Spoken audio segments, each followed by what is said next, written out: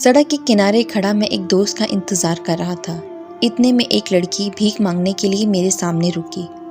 گلے میں سیاہ دوپٹہ، آنکھیں نیند کی کمی سے سرخ، گہری سانولی رنگت، کالے ہونٹ اور میلے کچلے کپڑے پہنے اپنے ہاتھ باندھ کر اس نے رٹا سنانا شروع کر دیا۔ بہت بھوک لگی ہے، کچھ پیسے دے دو، اوپر والا تمہیں پیاری سی دلہن دے گا، دولہے بنو گے دولہے، غریب کی مدد کر دو۔ میں نے عادتاً جیب میں ہاتھ ڈال کر کہا، پیسے تو نہیں ہیں میرے پاس، ہاں کھانا کھلا دیتا ہوں تمہیں۔ اس نے مجھے نیچے سے اوپر ایک نظر دیکھا اور کہا، پیسے دے دو، کھانا میں خود کھا لوں گی۔ میں نے نفی میں سر ہلا کر کہا، کھانا تم کھا لو، پیسے میں خود دے دوں گا۔ وہ ایک لمحہ خاموش رہی اور پھر کہا، اچھا تم کھانا کھلا دو گے؟ میری ایک بہن بھی ہے، اسے بھی بلا لوں ساتھ؟ میں نے جواباً کہا، ہاں بالکل، یہ کوئی پوچھنے والی بات ہے، بلا لو اسے بھی۔ اس نے دائیں طرف منہ کر کے زور سے آواز لگائی، بانو۔ تھوڑے فاصلے سے ایک 6-7 سال کی بچی لوگوں کے درمیان سے بچتی بچاتی ہمارے پاس آ گئی۔ اس نے میری طرف دیکھ کر بچی کے سر پر ہاتھ پھیرتے ہوئے کہا، آؤ بانو، کھانا کھلاؤں تمہیں۔ ہم پاس کے ایک ہوٹل میں گئے اور کھانا لگنے کو کہا۔ کھانا کھاتے ہوئے میں نے لڑکی سے سوال کیا، کیا تمہارا دل نہیں کرتا کہ تم گھر بساؤ، اپنی بہن کو اچھا رہن سہن دو؟ اس نے نوالا بچی کو دیتے ہوئے ہنس کر کہا، اور یہ اچھا گھر، یہ اچھا رہن سہن ایک بھکارن کو کون دے گا؟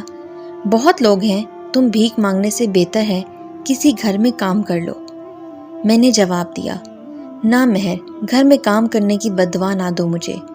میری اماں نے یہی غلطی کی تھی، تبھی میں اور میری بہن آج سڑک پر ہیں اور اماں وہاں پاس کے قبرستان میں پڑی ہیں۔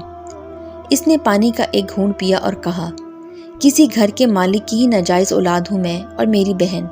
اس کی آنکھوں میں آنسو تھے۔ اس نے ٹھنڈی آہ بھر کر کہا، میں نہیں چاہتی کہ میری اولاد بھی میری طرح سڑکوں پر ہو، تبھی گھروں میں کام نہیں کرتی۔ میں نے پوچھا، مگر یہ بازار، کیا یہ تمہاری عزت پر ہاتھ نہیں ڈالتا؟ اور کیا یہاں پر تمہاری بہن محفوظ ہے؟ اس نے ہاتھ دوپٹے سے صاف کرتے ہوئے کہا، نہیں مہر، ایسا نہیں ہے کہ میں یہاں محفوظ ہوں، یہاں بھی نوچا جاتا ہے مجھے، مگر بہن ابھی چھوٹی ہے، اس کے جوان ہوتے ہی اس کو کہیں اور دھندا لگا دوں گی، تب تک پیسے بھی جوڑ لیے ہوں گے۔ اور اوپر والے کو کیا جواب دو گی؟ وہ ہنسی، تمہیں لگتا ہے ابھی بھی میں جواب دوں گی اوپر والے کو؟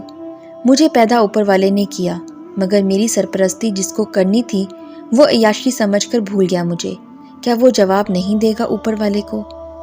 میری ماں آنتوں کے درد سے مر گئی، ہسپتال میں کسی نے مجھے داخل تک نہیں ہونے دیا، کیا وہ جواب نہیں دیں گے اوپر والے کو؟